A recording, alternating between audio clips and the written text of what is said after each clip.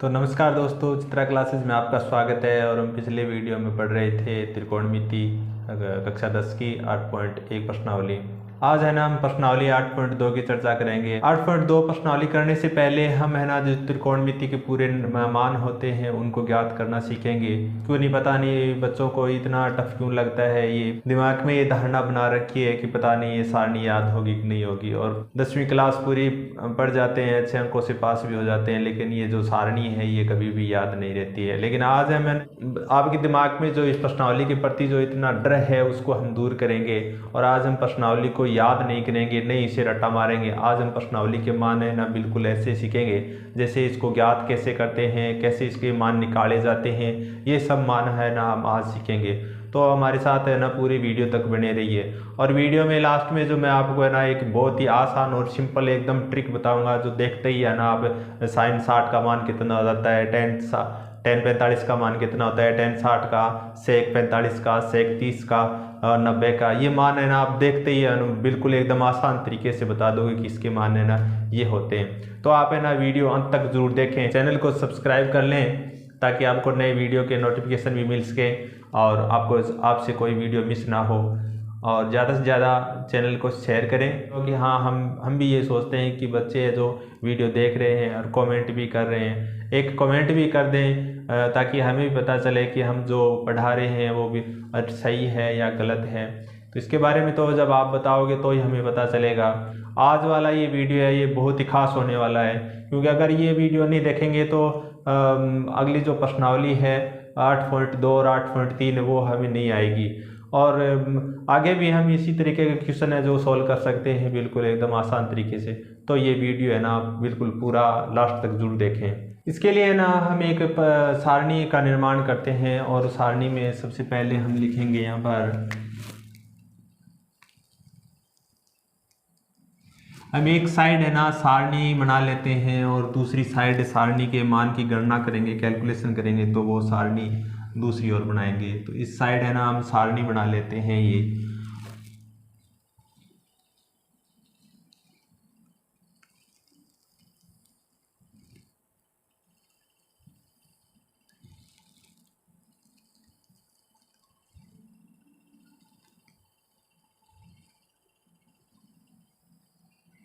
ये सारणी के मान है जो निकालना बड़े आसान है, लेकिन इनको आप रटने की कोशिश करोगे तो ये कभी भी आप रट नहीं पाओगे। रट भी लोगे तो 2-4 दिन में है ना आप भूल जाओगे। तो आप है ना कोशिश ये करना कि सारणी के मान है जो हम है ना ज्ञात करना ही सीखेंगे। सबसे ज़्यादा इम्पोर्टेंट बात तो ये है, क्योंकि एक बार हम क्या करेंगे कि इनको रट तो लेंगे सारणी को, लेकिन रटने के बाद में है ना दोबारा से हम क्या कर देंगे, भूल जाएंगे।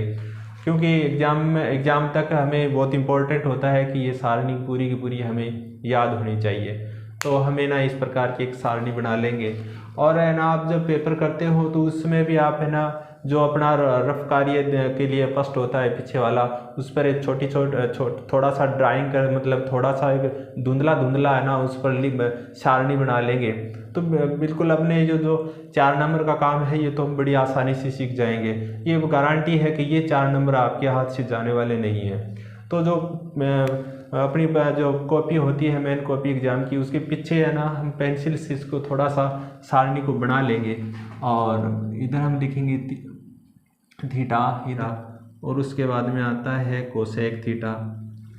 खास बात तो ये है कि आपको है ना ये थीटा ज्ञात करने में आपको दिक्कत आती है, लेकिन आप है ना इसी क्रम से थीटा को ज्ञात करेंगे। जो बुक्स में दिया गया है ना वो थोड़ा एडजस्ट नहीं दिया गया है, आगे पीछे दिया गया है, तो हो सकता है वो आपको है ना ज्ञात करने में थोड़ी कठिनाई हो। लेकिन इस तरीके से आप बनाओगे तो ये बिल्कुल एकदम आसान होगा।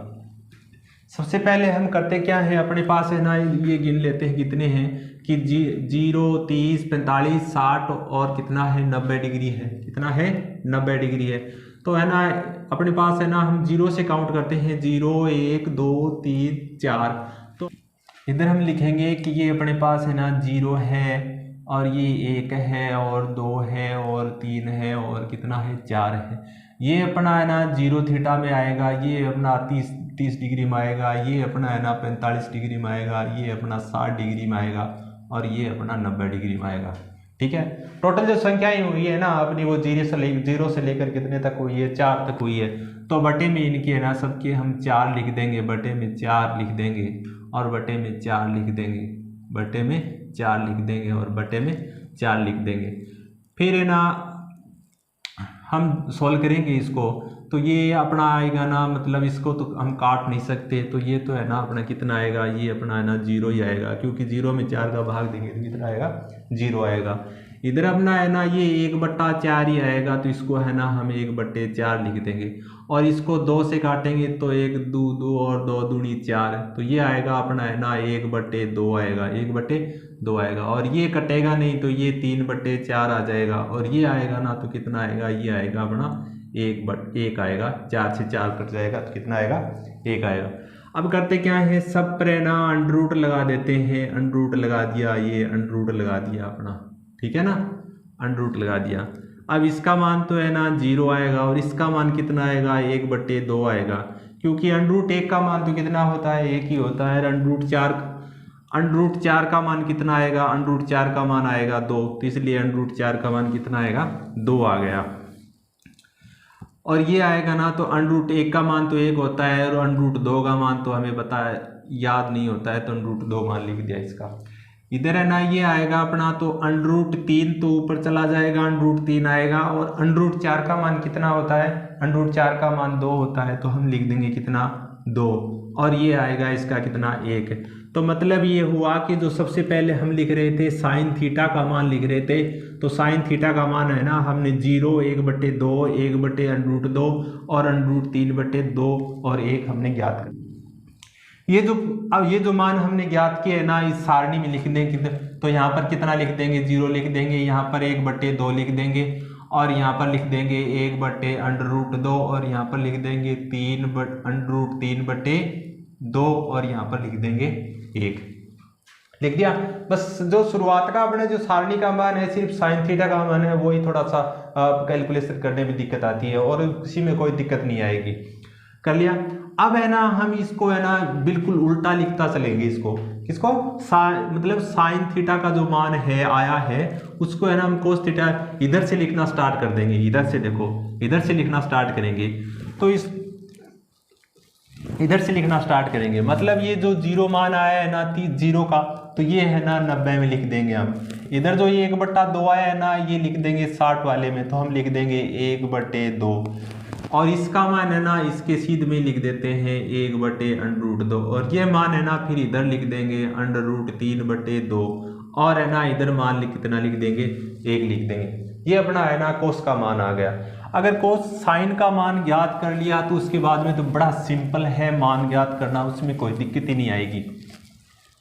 उसके बाद आता है अपना टेन थीटा, तो कोस का मान हमने ना साइन का उल्टे क्रम से लिखकर हमने ज्ञात कर लिया। जिसका मान है साइन का 0 था वो हमने कोस का 90 कर दिया और साइन 30 का था वो कोस का हमने 60 का कर दिया और कोस साइन 45 का और कोस 45 का मान क्या होता है, समान होता है। जो साइन 60 का मान है वो कोस 30 का हो गया और साइन 90 का मान है वो कोस 0 का हो गया।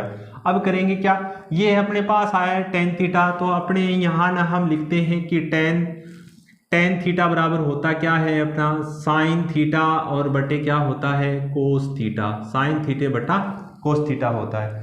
तो हमें ना सबसे पहले किसका मान ज्ञात करेंगे कि टेन 0 का मान ज्ञात करेंगे और टेन 0 का मान ज्ञात करेंगे तो अपने पास है ना जो साइन का 0 है वो तो ऊपर तो मान किसका लिखना है, साइन का लिख देंगे, तो 0 कितना मान है 0 है और नीचे लिख देंगे कोस 0 का मान कितना है अपने पास 1 है। तो हम ये बोल देंगे कि जब 0 में ना 1 का भाग देंगे तो क्या आएगा 0 आएगा, तो हम टेन 0 का मान कितना लिख देंगे 0 लिख देंगे, टेन 0 का मान कितना लिख देंगे 0 लिख देंगे। उसके बाद में अपना है ना टेन कितने का टेन 30 का मान ज्ञात करेंगे, तो टेन 30 का मान ज्ञात करेंगे तो ऊपर लिखेंगे साइन 30 का मान, ये जो साइन थीटा और बटा कोस थीटा है ना, तो सबसे ऊपर जो साइन 30 मतलब जो टेन 30 का मान ज्ञात कर रहे हैं तो इधर भी साइन 30 लेंगे और इधर भी कितना लेंगे कोस 30 लेंगे। तो ऊपर साइन 30 का मान अपने पास कितना है 1/2 है और कोस का कितना है मान, इसका मान है √3/2, √3/2। तो है ना अपने पास जो tan 30 का मान आएगा वो कितना आएगा, ये आएगा अपने पास 1/2 और गुणा कितना आएगा 2/√3। 2 से 2 कैंसिल हो जाएगा तो कितना आएगा 1/√3 आएगा। मतलब tan 30 का मान कितना आ गया अपने पास 1/√3 आ गया। तो हम लिख देंगे कि 1/√3 लिख दिया, 1/√3 आ गया। अब हम ज्ञात करेंगे tan 45 का मान, tan 45 का मान। हमें ना tan 45 का मान ज्ञात करेंगे तो हम ऊपर किसका मान लिखेंगे, sin 45 का लिखेंगे। तो ये अपने पास कितना है 1/√2 है और cos 45 का मान भी कितना है 1/√2 है। जब tan 45 का मान ज्ञात करेंगे, इसकी गणना करेंगे तो ये आएगा अपने पास 1/√2 और गुणा √2/1। √2 से 2 कैंसिल हो जाएगा, ये कितना आएगा 1 आएगा। मतलब tan 45 का मान कितना आ गया 1 आ गया। tan 45 का मान कितना आ गया 1 आ गया। इसी प्रकार है ना हम tan 60 का मान ज्ञात करेंगे तो लिखेंगे कि tan 60 बराबर तो ऊपर किसका लिखेंगे उसी प्रकार से करेंगे, सभी थीटा के मान उसी प्रकार ज्ञात करेंगे। तो ऊपर लिख देंगे sin 60 का मान और sin 60 का मान होता है √3/2 और बटे में किसका मान लिखेंगे cos 60 का मान, तो ये आता है 1/2।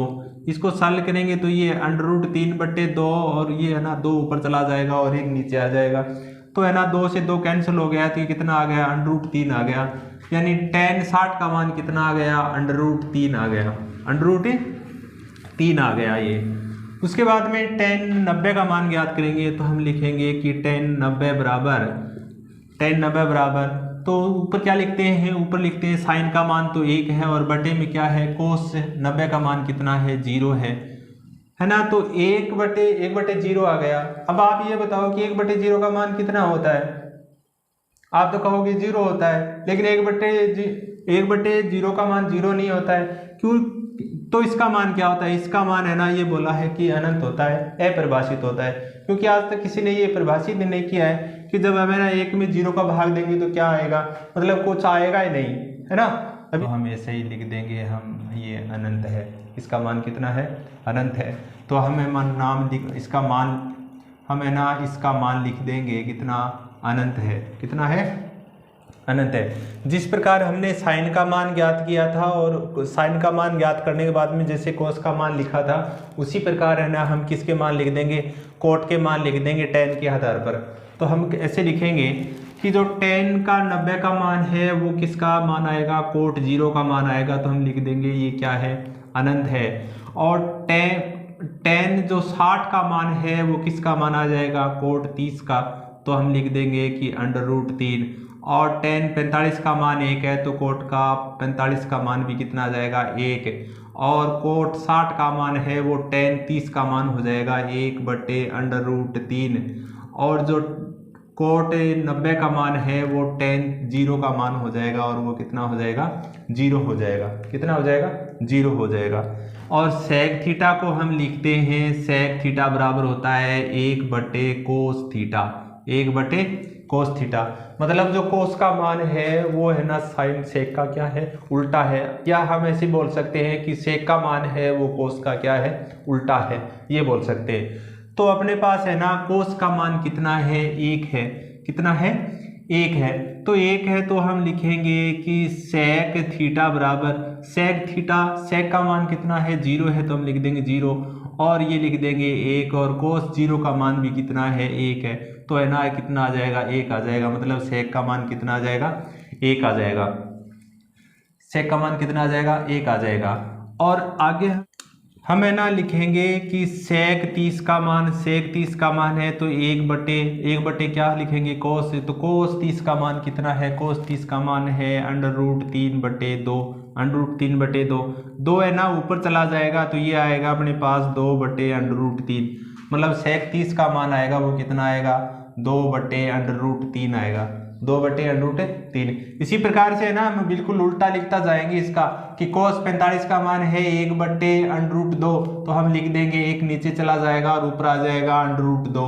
इसी प्रकार है ना cos 60 का मान है 1/2 तो 1 नीचे चला जाएगा और 2 ऊपर आ जाएगा, 2 ऊपर आ जाएगा किसका मान, सेक का मान कितना आएगा 2 आएगा।